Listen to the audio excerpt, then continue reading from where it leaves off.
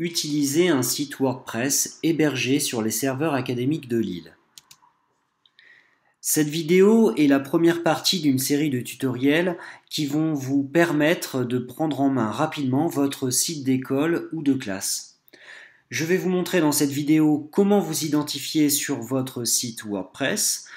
Je vais vous présenter le tableau de bord qui vous permet de gérer le contenu de votre site et je vais vous expliquer la différence entre un article et une page.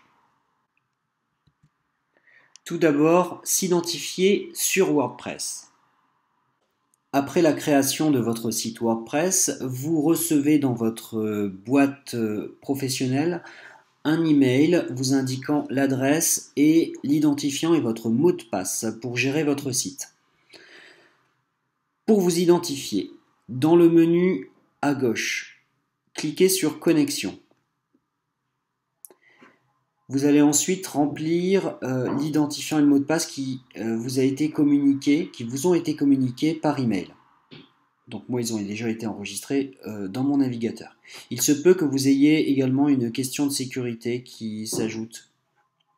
Donc vous répondez à la question. Vous cliquez ensuite sur Connexion. Voilà, je suis bien identifié puisque une barre tout en haut est apparue et que je vois en haut à droite mon nom. Nous allons voir maintenant le tableau de bord. Le tableau de bord est le centre de commande de votre site. C'est lui qui va vous permettre de gérer le contenu, les articles, les pages, les images, l'apparence. Lorsque je m'identifie, j'arrive automatiquement sur mon tableau de bord, qui ressemble à cela. Pour revenir sur mon site, je place mon curseur de souris ici et je clique sur « Aller sur le site ». Je reviens donc sur ma page d'accueil. Pour basculer à nouveau sur le tableau de bord, je place ma souris ici et je sélectionne tableau de bord. Alors, le tableau de bord est composé d'un menu latéral à gauche, puis d'un contenu à droite. Donc, que trouve-t-on dans ce menu latéral? Alors, on trouve par exemple le menu article qui permet de gérer et d'ajouter des articles, une partie média qui vous permet d'ajouter des images, des documents, un menu page, le même que celui pour article. On trouve par exemple la fonction apparence qui vous permet de choisir le thème, c'est-à-dire l'apparence de votre site, mais aussi des options pour personnaliser comme les couleurs, etc. On trouve un menu réglage qui vous permet de gérer énormément d'options.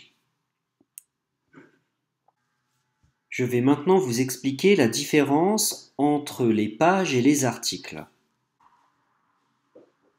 Lorsque je crée un article, il est par défaut affiché sur la page d'accueil de mon site. Par exemple, je viens de créer un article que j'ai intitulé « Exemple d'article » dans lequel j'ai mis un petit texte. Donc c'est un article, il apparaît par défaut en page d'accueil et l'article le plus récent apparaît toujours en premier. Donc par exemple, ma page d'accueil contient 2 articles. Cet article que je viens de créer le 3 février passe devant l'ancien article qui date du 19 juin 2014. Donc sur ma page d'accueil apparaîtront toujours les articles par ordre de création. Un article peut être classé dans une catégorie. Cet article a été classé dans la catégorie démonstration. Et les catégories apparaissent sur le côté. Donc l'internaute qui visite mon site peut voir tous les articles qui ont été publiés dans une catégorie. Voilà, donc là en cliquant sur démonstration, je vois les articles qui ont été publiés dans cette catégorie. Donc je reviens sur ma page d'accueil.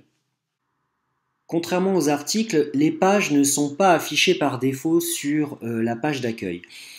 Elles sont accessibles depuis un menu. Ici, j'ai créé un exemple de page. Donc, je clique dessus et je vois apparaître le contenu de ma page, qui n'apparaît donc pas sur la page d'accueil. Lorsque j'arrive sur mon site pour la première fois, ce que je vois, ce sont les articles et pas la page. Donc dans cette page, on va pouvoir écrire du texte, insérer des images, comme dans un article. La différence se situe au niveau de l'accessibilité, puisque par défaut, je me répète, les articles sont affichés sur la page d'accueil, tandis que les pages, elles, sont stockées dans un menu.